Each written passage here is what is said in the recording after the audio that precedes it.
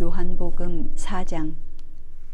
예수님이 요한보다 더 많이 제자를 삼고 세례를 준다는 소문이 바리새파 사람들의 귀에 들어갔다. 그러나 예수님이 직접 세례를 주신 것이 아니라 제자들이 준 것이었다. 예수님은 이것을 하시고 유대를 떠나 다시 갈릴리로 향해 가셨는데 도중에 사마리아를 지나가셔야만 했다. 그래서 예수님은 수가라는 사마리아의 한 마을에 이르시게 되었다. 이 마을은 야곱이 그의 아들 요셉에게 준 땅에서 가깝고 또 야곱의 우물이 있는 곳이었다. 예수님은 여행에 피곤하여 우물가에 앉으셨다. 때는 낮 12시 경이었다. 마침 사마리아 여자 하나가 물을 기르러 오자 예수님은 그녀에게 물을 좀 달라고 하셨다. 그때 제자들은 먹을 것을 사러 마을에 들어가고 없었다. 그 여자가 예수님께 당신은 유대인인데 어떻게 사마리아 여자인 나에게 물을 달라고 하십니까? 하였다. 이것은 유대인들과 사마리아인들이 서로 교제하지 않았기 때문이었다. 그래서 예수님이 그 여자에게 대답하셨다. 내가 만일 하나님의 선물과 또 물을 좀 달라고 하는 사람이 누군지 알았더라면 내가 그에게 생수를 달라고 했을 것이고 그는 너에게 생수를 주었을 것이다. 선생님, 물 기를 그릇도 없고 이 우물은 깊은데 어디서 그런 생수를 구한단 말씀입니까? 이 우물을 우리에게 준 우리 조상 야곱과 그의 아들들과 가축이 다 이 물을 마셨습니다. 선생님은 야곱보다도 위대하십니까? 이 물을 마시는 사람마다 다시 목마를 것이지만 내가 주는 물을 마시는 사람은 절대로 목마르지 않을 것이다. 참으로 내가 주는 물은 그에게 끊임없이 솟구쳐 나오는 영원한 생명의 샘물이 될 것이다. 선생님, 그런 물을 저에게 주십시오. 그러면 제가 다시는 목마르지도 않고 물을 기르러 여기까지 올 필요도 없을 것입니다. 가서 내 남편을 불러오너라. 저는 남편이 없습니다. 남편이 없다는 내 말이 옳다. 너에게는 남편이 5명이나 있었으나 지금 너와 함께 살고 있는 사람도 사실 내 남편이 아니고 보면 너는 바른 말을 한 것이다. 선생님, 제가 보니 선생님은 예언자이십니다. 우리 조상들은 이 산에서 예배를 드렸는데 유대인들은 예루살렘에서 예배를 드려야 한다고 주장합니다. 여자여, 내 말을 믿어라. 이 산이든 예루살렘이든 아버지께 예배드리는 장소가 문제되지 않을 때가 오고 있다. 너희 사마리아 사람들은 알지 못하는 것을 예배하고 우리는 아는 것을 예배한다. 이것은 구원이 유대인에게서 나오기 때문이다. 아버지께 진정으로 예배하는 사람들이 영적인 진실한 예배를 드릴 때가 오는데 바로 이때이다. 아버지께서는 이렇게 예배하는 사람을 찾으신다. 하나님은 영이시다. 그래서 예배하는 사람은 영적인 진실한 예배를 드려야 하는 것이다. 그리스도라는 메시아가 오실 줄을 나는 알고 있습니다. 그분이 오시면 모든 것을 우리에게 설명해 주실 것입니다. 그러자 예수님은 너와 말하고 있는 내가 바로 그 메시아이다 하고 말씀하셨다. 바로 그때 제자들이 돌아와 예수님이 여자와 이야기하시는 것을 보고 이상히 여겼으나 예수님이 무엇을 원하시는지 또 왜 그 여자와 말씀하시는지 아무도 묻지 않았다. 그 여자가 물통을 버려두고 마을로 달려가서 사람들에게 다들 와서 좀 보세요. 나의 과거를 죄다 말해준 사람이 있어요. 이분이 그리스도가 아닐까요? 하자 사람들이 마을에서 나와 예수님께 모여들었다. 한편 제자들이 선생님 좀 잡수십시오 하고 권하자 예수님은 그들에게 내게는 너희가 알지 못하는 양식이 있다 하고 말씀하셨다. 이 말씀을 듣고 제자들은 누가 잡수실 것을 갖다 드렸을까 하고 서로 의아스럽게 생각하였다. 그러자 예수님이 이렇게 말씀하셨다. 내 양식은 나를 보내신 분의 뜻을 실천하고 그분의 일을 완성하는 것이다. 너희는 아직 넉 달이 더 있어야 추수 때가 온다고 하지 않느냐. 그러나 내가 너희에게 말한다. 눈을 떠서 들판을 바라보아라. 곡식이 다 익어 추수할 때가 되었다. 이미 추수하는 사람이 삭슬 받고 영원한 생명을 위한 열매를 거둬들이고 있다. 이것은 씨 뿌리는 사람과 거둬들이는 사람이 함께 기뻐하도록 하기 위해서이다. 그러므로 한 사람은 심고 다른 사람은 거둔다는 말이 사실이다. 너희가 수고하지 않은 것을 거두라고 내가 너희를 보냈다. 다른 사람들은 수고하였고 너희는 그들이 수고한 결실을 거두고 있다. 예수님이 자기 과거를 죄다 말씀하셨다고 증거한 그 여자의 말을 듣고 그 마을에 사는 많은 사마리아 사람들이 예수를 믿었다. 사마리아 사람들이 예수님께 와서 그곳에 머물러 달라고 하므로 예수님은 거기서 이틀을 머무셨다. 예수님의 말씀을 듣고 더 많은 사람이 믿게 되었다. 그들은 그 여자에게 이제 우리가 믿는 것은 당신의 말 때문이 아니라 우리가 직접 이분의 말씀을 들었고 또 이분이야말로 정말 세상의 구주라는 것을 우리가 알게 되었기 때문이요 하였다. 이틀 후에 예수님은 그곳을 떠나 갈릴리로 가시면서 예언자가 자기 고향에서는 존경을 받지 못한다 하고 직접 말씀하셨다. 예수님이 갈릴리에 도착하시자 그곳 사람들은 그분을 반갑게 맞아들였다. 이것은 그들이 명절에 예루살렘에 갔다가 거기서 예수님이 하신 모든 일을 직접 보았기 때문이다. 예수님은 전에 물로 포도주를 만드신 갈릴리 가나로 다시 오셨다. 그곳에는 왕의 신하 한 사람이 있었는데 그의 아들이 가버나움에서 앓고 있었다. 그 신하는 예수님이 유대에서 갈릴리로 오셨다는 말을 듣고 예수님을 찾아가 가버나움으로 와서 다 죽게 된 자기 아들을 살려달라고 애원하였다. 그때 예수님이 그에게 너희가 기적과 신기한 일을 보지 않고는 쉽게 믿지 않을 것이다 하고 말씀하시자 그는 예수님께 주님, 제 아이가 죽기 전에 어서 내려와 주십시오 하고 간청하였다. 그래서 예수님은 돌아가거라, 내 아들은 살았다 하고 말씀하셨다. 그 사람은 예수님의 말씀을 믿고 떠났다. 그는 가는 도중에 종들을 만나 아이가 살았다는 말을 듣고 병이 낫기 시작한 때를 물었다. 그러자 종들은 어제 오후 1시경에 열이 떨어졌다고 대답하였다. 그래서 아이 아버지는 예수님이 내 아들은 살았다 하고 말씀하신 바로 그때인 줄 알고 자기와 그의 집안이 다 예수님을 믿었다. 이것은 예수님이 유대에서 갈릴리로 오신 후 행하신 두 번째 기적이었다. 5장. 그 후 유대인의 명절이 되어 예수님은 예루살렘으로 올라가셨다. 예루살렘 양문 곁에는 히브리 말로 베데스다라는 못이 있고 그 둘레에는 행각 5채가 서 있었다. 이 행각에는 많은 환자, 소경, 절뚝발이, 손발이 마비된 사람이 질비하게 누워 물이 움직이는 때를 기다리고 있었다. 그 못에는 가끔 천사가 내려와 물을 휘저어 놓곤 하는데 물을 휘저어 놓은 다음에 제일 먼저 들어가는 사람은 무슨 병이든지 다 나았다. 그런데 거기에 38년 동안 앓고 있는 환자가 있었다. 예수님은 그가 누워있는 것을 보시자 병이 벌써 오래된 줄 아시고 그에게 내가 낫고 싶으냐 하고 물으셨다. 그러자 그 환자는 선생님, 물이 움직일 때 나를 못에 넣어주는 사람이 없어 내가 가는 동안에 다른 사람이 먼저 들어갑니다 하고 대답하였다. 그때 예수님이 일어나 내 자리를 들고 걸어가거라 하시자 그는 곧 병이 나아 자리를 거둬들고 걸어갔다.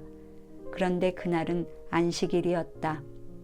그래서 유대인들은 병이 나은 그 사람에게 안식일인데 당신이 자리를 들고 가는 것은 옳지 못한 일이요 하였다. 그가 나를 고쳐주신 분이 자리를 들고 걸어가라고 하시던데요 하자 도대체 그런 말을 한 사람이 누구요 하고 그들이 물었다. 그러나 그 사람은 자기를 고쳐주신 분이 누군지 알지 못하였다. 왜냐하면 그곳에는 많은 사람이 있었고 예수님도 이미 자리를 뜨셨기 때문이었다.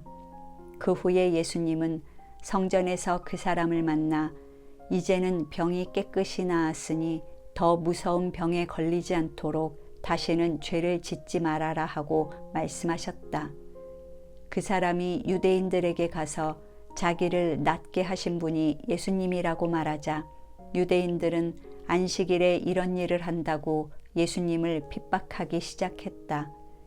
그러나 예수님은 그들에게 내 아버지께서 지금까지 일하심으로 나도 일한다 하고 말씀하셨다.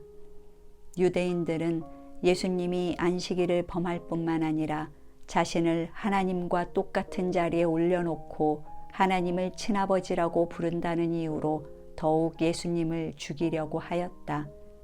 그래서 예수님은 유대인들에게 이렇게 말씀하셨다. 내가 분명히 너희에게 말한다.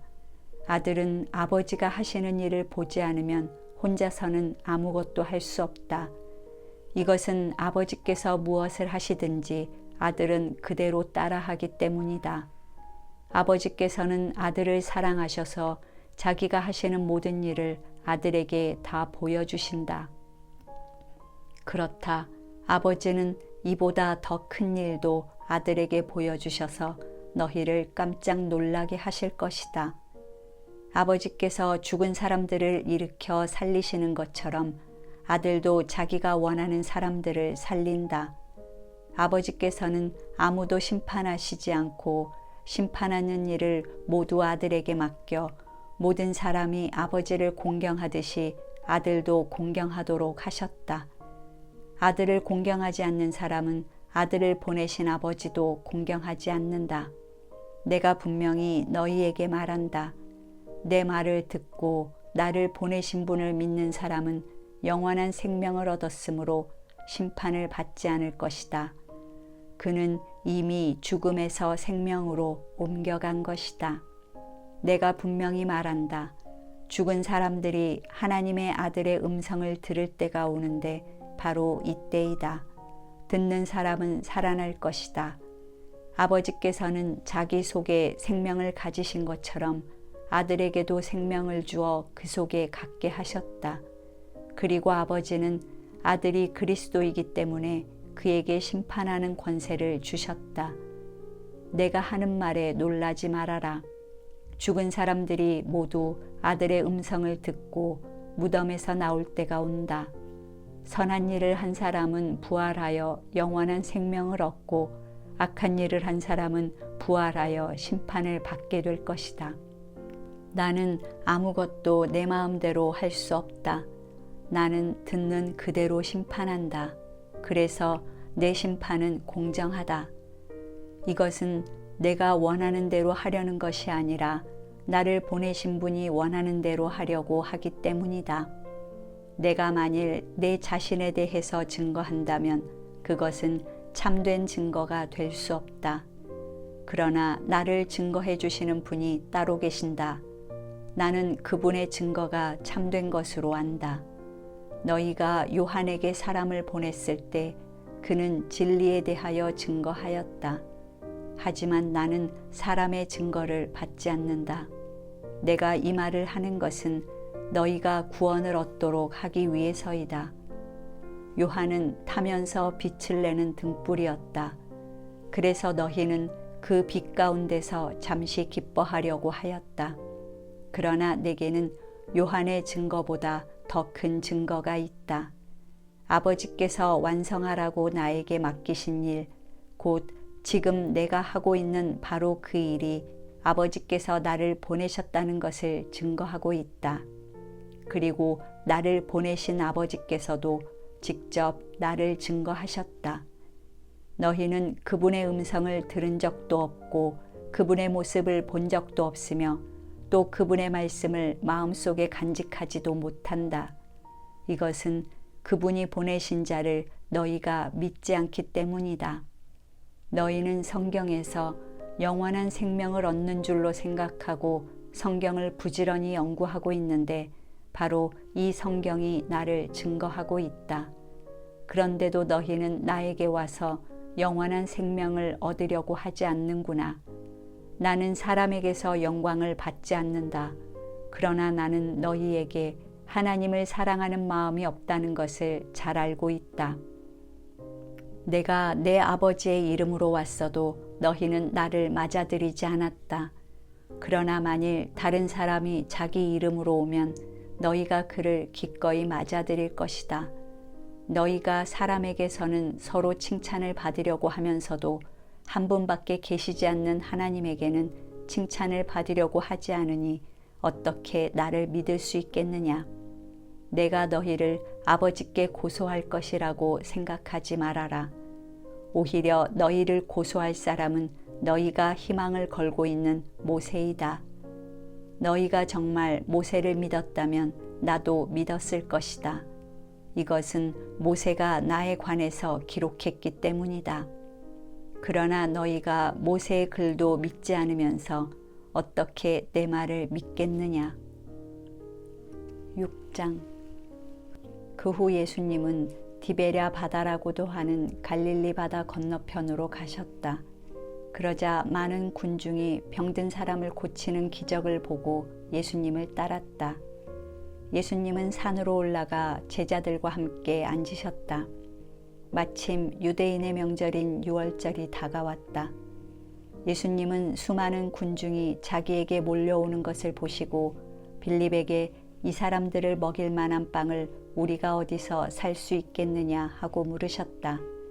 사실 예수님은 하실 일을 미리 다 알고 계시면서도 빌립의 마음을 떠보려고 이렇게 물으신 것이다. 빌립은 예수님께 한 사람에게 조금씩 나누어 준다고 해도 200데나리온어치의 빵으로도 부족할 것입니다 하고 대답하였다. 이때 예수님의 제자인 시몬 베드로의 동생 안드레가 예수님께 이렇게 여쭈었다. 여기에 보리빵 5개와 작은 물고기 2마리를 가진 어린이가 있습니다. 그러나 그것을 가지고 어떻게 이 많은 사람을 먹일 수 있겠습니까? 그러자 예수님이 그들에게 사람들을 앉게 하라 하고 말씀하셨다. 그곳에는 풀이 많아 사람들이 앉았는데 그 수는 약 5,000명쯤 되었다. 예수님은 그 빵을 받아들고 감사 기도를 드리신 다음 앉은 사람들에게 원하는 대로 나눠주시고 또 물고기도 그렇게 하셨다. 사람들이 모두 실컷 먹었을 때 예수님이 제자들에게 남은 조각을 거두고 버리는 것이 없게 하라 하고 말씀하셨다. 그래서 제자들이 남은 조각을 거둬보니 보리빵 5개로 먹고 남은 부스러기가 12광줄이나 되었다. 예수님이 베푸신 이 기적을 보고 사람들은 이분이야말로 세상에 오실 바로 그 예언자이시다 하고 외쳤다. 예수님은 그들이 강제로 자기를 잡아 그들의 왕을 삼으려 한다는 것을 아시고 혼자서 다시 산으로 올라가셨다. 날이 저물자 제자들은 바닷가로 내려가 배를 타고 건너편 가버나움을 향해 떠났다. 날이 이미 어두워졌는데도 예수님은 아직 제자들에게 돌아오시지 않았다. 그때 강한 바람이 불어 파도가 일기 시작했다. 제자들이 배를 저어 4-5km쯤 갔을 때 예수님이 바다 위로 걸어오셨다. 배로 가까이 오시는 예수님을 보고 제자들이 무서워하자 예수님은 그들에게 나다 무서워하지 말아라 하고 말씀하셨다. 그래서 제자들은 기뻐하며 예수님을 배에 모셔드렸다. 배는 곧 그들이 가려던 곳에 다다랐다. 이튿날 바다 건너편에 남아있던 군중들은 한 척밖에 없던 배로 예수님은 타시지 않고 제자들만 타고 떠난 것을 알게 되었다. 그러나 디베랴에서 다른 배가 몇 척 왔는데 상륙 장소는 주님이 감사기도를 드리신 후에 군중들이 빵을 먹던 곳에서 가까운 곳이었다. 군중들은 거기에 예수님도 제자들도 없는 것을 보고 배를 타고 예수님을 찾아 가버나움으로 떠났다. 그들은 바다 건너편에서 예수님을 만나 물었다. 선생님, 언제 이곳에 오셨습니까? 내가 너희에게 분명히 말하지만 너희가 나를 찾아온 것은 기적을 보았기 때문이 아니라 빵을 실컷 먹었기 때문이다. 썩어 없어지는 양식을 위해 일하지 말고 영원한 생명을 누릴 때까지 있는 양식을 위해 일하라. 이것이 내가 너희에게 줄 양식이다. 하나님 아버지께서는 나를 인정한다는 도장을 나에게 찍어주셨다. 우리가 하나님의 일을 하려면 무엇을 해야 합니까? 하나님이 보내신 자를 믿는 것이 하나님의 일이다. 그렇다면 우리가 보고 당신을 믿을 수 있도록 당신이 보여줄 만한 기적이 무엇입니까? 당신이 무슨 일을 하겠느냐는 말입니다. 모세가 하늘에서 양식을 내려 그들을 먹였다는 성경 말씀대로 우리 조상들은 광야에서 만나를 먹었습니다. 내가 분명히 말하지만 하늘에서 양식을 내려 너희에게 준 것은 모세가 아니다. 오직 너희에게 하늘에 참된 양식을 주시는 분은 내 아버지이시다. 하나님의 양식은 하늘에서 내려온 자가 세상에 생명을 주는 바로 그것이다. 주님, 그런 양식을 항상 우리에게 주십시오. 그때 예수님은 그들에게 이렇게 말씀하셨다. 내가 바로 생명의 빵이다. 내게 오는 사람은 굶주리지 않을 것이며 나를 믿는 사람은 절대로 목마르지 않을 것이다. 그러나 내가 이미 말했듯이 너희는 나를 보고도 믿지 않는다. 아버지께서 내게 주시는 사람은 다 내게로 올 것이며 내게 오는 사람은 내가 절대로 쫓아내지 않을 것이다. 내가 하늘에서 내려온 것은 내 뜻을 이루기 위해서가 아니라 나를 보내신 분의 뜻을 이루기 위해서이다. 나를 보내신 분의 뜻은 그분이 내게 주신 모든 사람을 하나도 잃지 않고 마지막 날에 다시 살리는 그것이다. 사실 내 아버지의 뜻은 아들을 보고 믿는 사람마다 영원한 생명을 얻는 것이다. 그리고 나는 마지막 날에 그들을 다시 살릴 것이다. 예수님이 내가 하늘에서 내려온 빵이다 하고 말씀하셨기 때문에 유대인들이 예수님에 대하여 수군거리며 이 사람은 요셉의 아들 예수가 아니냐, 그의 부모를 우리가 다 아는데 어떻게 하늘에서 내려왔다고 하는가 하였다. 그래서 예수님이 그들에게 이렇게 말씀하셨다. 너희는 서로 수군거리지 말아라. 나를 보내신 아버지께서 이끌어 주시지 않으면 아무도 나에게 올 수 없다. 그리고 오는 그 사람은 내가 마지막 날에 다시 살릴 것이다. 예언서에는 그들이 모두 하나님의 가르치심을 받을 것이다 라고 기록되어 있다. 아버지의 말씀을 듣고 배운 사람은 모두 나에게 온다. 이것은 아버지를 본 사람이 있다는 뜻이 아니다. 오직 하나님에게서 온 자만 아버지를 보았다. 내가 분명히 너희에게 말하지만 나를 믿는 사람은 영원한 생명을 가졌다. 나는 생명의 빵이다. 너희 조상들은 광야에서 만나를 먹었으나 모두 죽고 말았다. 그러나 하늘에서 내리는 양식을 먹는 사람은 죽지 않는다. 나는 하늘에서 내려온 살아있는 빵이다. 누구든지 이 빵을 먹는 사람은 영원히 살 것이다. 이 빵은 곧 세상의 생명을 위해 주는 내 살이다. 그러자 유대인들은 이 사람이 어떻게 자기 살을 먹으라고 우리에게 줄 수 있겠는가 하고 서로 논쟁하기 시작하였다. 그래서 예수님은 그들에게 다시 말씀하셨다. 내가 분명히 너희에게 말하지만 나의 살을 먹지 않고 나의 피를 마시지 않으면 너희 안에 생명이 없다. 누구든지 내 살을 먹고 내 피를 마시는 사람은 영원한 생명을 가졌다. 그래서 나는 마지막 날에 그를 다시 살릴 것이다. 그것은 내 살이 참된 양식이며 내 피는 참된 음료이기 때문이다. 내 살을 먹고 내 피를 마시는 사람은 내 안에 살고 나도 그 사람 안에 산다. 살아계신 아버지께서 나를 보내셔서 내가 아버지 때문에 사는 것과 마찬가지로 나를 먹는 사람도 나 때문에 살 것이다. 나는 하늘에서 내려온 빵이다. 너희 조상들은 만나를 먹고도 죽었으나 이것은 그런 것과 같은 것이 아니다. 이 빵을 먹는 사람은 영원히 살 것이다. 이것은 예수님이 가버나움 회당에서 가르치실 때 하신 말씀이다. 이 말씀을 듣고 여러 제자들이 이것은 정말 어려운 말씀이다. 누가 알아들을 수 있겠는가 하며 수군거렸다. 예수님은 제자들이 이 말씀에 대해서 수군거리는 것을 아시고 그들에게 이렇게 말씀하셨다. 내 말이 너희 귀에 거슬리느냐? 만일 내가 전에 있던 곳으로 올라가는 것을 본다면 어떻게 하겠느냐? 생명을 주는 것은 하나님의 영이며 인간의 육체는 아무 쓸모가 없다. 내가 너희에게 한 말은 영적인 생명에 관한 것이다. 그러나 너희 중에는 믿지 않는 사람들이 있다. 예수님은 믿지 않는 사람이 누구며 자기를 팔아넘길 사람이 누군지 처음부터 알고 계셨다. 그러고서 예수님은 덧붙여 말씀하셨다. 그러므로 내가 너희에게 아버지께서 오게 해주시지 않으면 아무도 나에게 올 수 없다고 이미 말하였다. 이 말씀을 듣고 많은 제자들이 예수님을 떠나고 다시는 그와 함께 다니지 않았다.